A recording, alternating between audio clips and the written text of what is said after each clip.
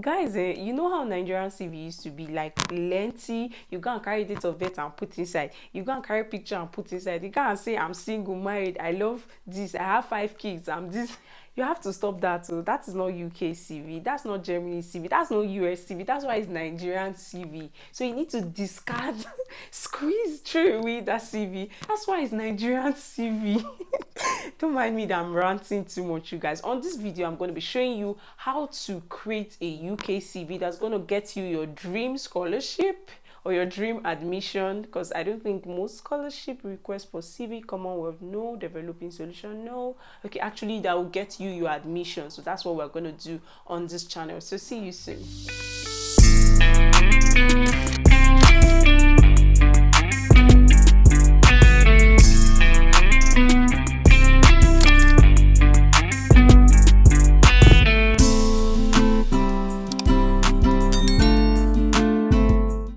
So as you can see, I have a folder that has a lot of CVs. So it's recommended to have different CV, like for different purpose, and you should also know where you're sending them to. I have an embryology CV, a UK CV, a care CV, an academic CV. So you just need to have different CV depending on what you'll be applying for. So that makes it easy for you not to put a lot of details in a CV, a detail that is not needed. You get it?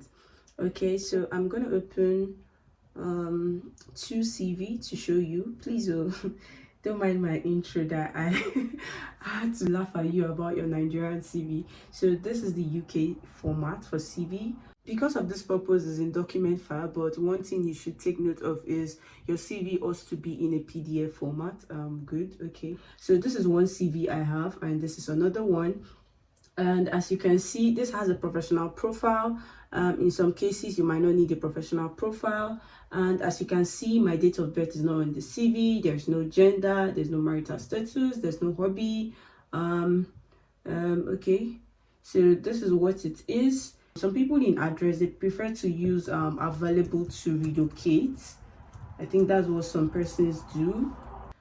So if that is your situation, fine. But if you want to put your address, that's also fine. And this one, I put my address, and you can see how I use logo for this one to just make it simplified.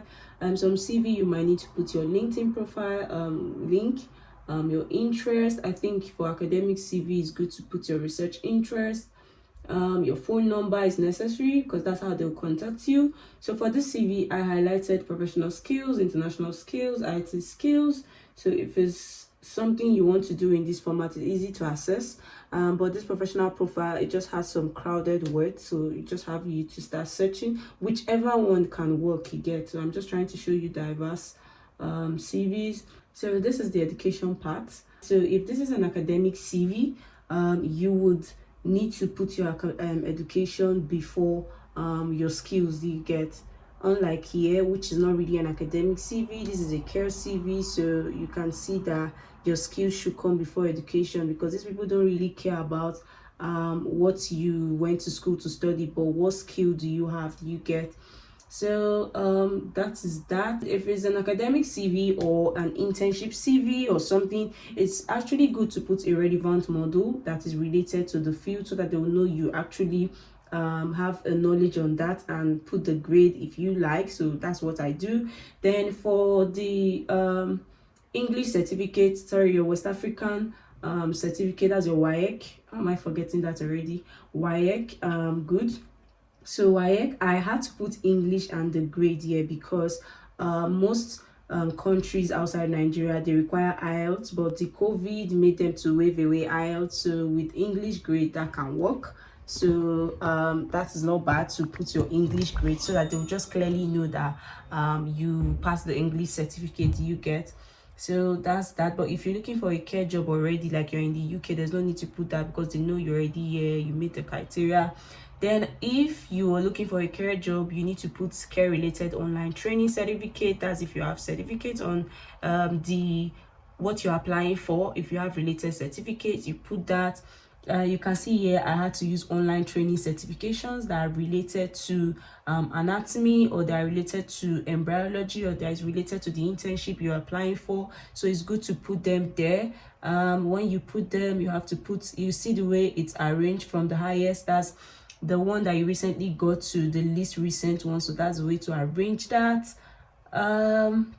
Then you go to work experience. So for work experience, this is the way it is, not the way you have it in Nigeria, where you just have some lengthy words. So you just have to summarize the duties that you were doing at that particular place. So you just have to summarize so they'll know the skills that you have.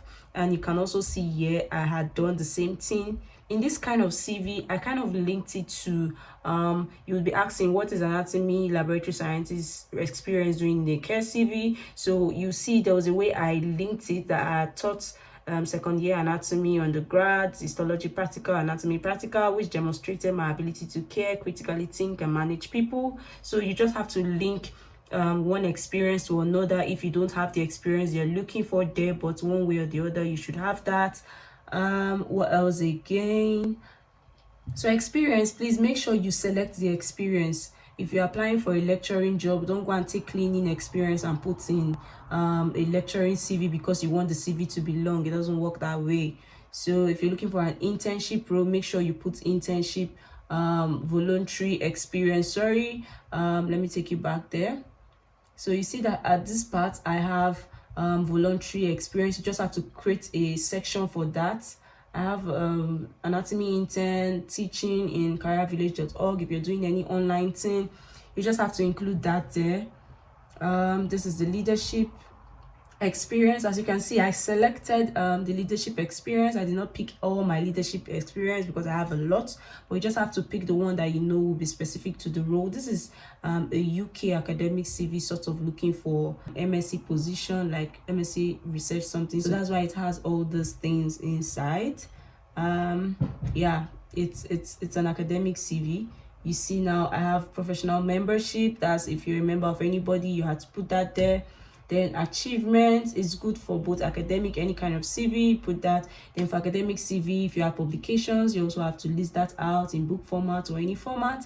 But for care jobs, those things are not needed, so there's no need putting that there, because if you put a lot of details in a care job or any kind of job that you know you're desperate to get, you put so much, you have like plenty details on your CV, they will look at you like you're overqualified for the job, and there's no need to give this job to this person. So just try and take the relevant ones that you know will be really relevant. So additional information here, I put IT skills. I'm good at using Microsoft Word, English is C. Just had to outline that there. Then let's come back to the academic CV. You see that I put conferences that I attended, paper presented. You see the way it's looking like. So you don't got to put everything, you just have to put some selected ones. If you've attended 2, 3, you just put that there. But if you've attended more than that, you have to select the ones that you know will be relevant. And in the same vein, you take the highest to the lowest. So that's for that. This is mainly for academic CV.